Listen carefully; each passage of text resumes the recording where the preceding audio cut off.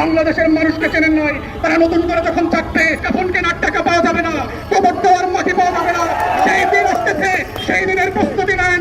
বাংলাদেশে কি গণ অভ্যুত্থান হয়েছে নাকি বিপ্লব হয়েছে? যদি গণ অভ্যুত্থান হয় তাহলে সংবিধান স্টিল এক্সিস্ট।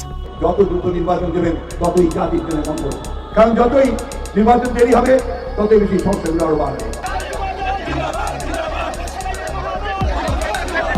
অন্তর্বর্তীকালীন সরকার পতনের জন্য আন্দোলনের ডাক দিলেন বিএনপি। বিস্তারিত জানতে ভিডিও শেষ পর্যন্ত দেখুন। ইতিমধ্যে প্রধান উপদেষ্টা ডক্টর ইউনূস জানিয়েছেন 4 বছর পর ছাড়া নির্বাচন দেওয়া সম্ভব নয়। এর জেরে উপদেষ্টা ও বিএনপির বিরোধিতা চরম পর্যায়ে পৌঁছেছে। শুধু বিএনপি নয়, উপদেষ্টার উপরও ক্ষিপ্ত দেশের সাধারণ জনগণ। তাদের অভিযোগ, উপদেষ্টা গরিব মেরে নিজেদের পকেট ভর্তি করেছে। আমরা আবারও সরকার পতনের আন্দোলনে নামব। বিশেষজ্ঞদের মতে খুবই দ্রুত পতন হচ্ছে ইউনূস সরকার। এ বিষয়ে আপনার মতামত জানান কমেন্টে। আপনাদের মতামত দেশের এরকম পরিস্থিতিতে খুবই গুরুত্বপূর্ণ। আন্তর্জাতিক দেশ সময় ভয়েস।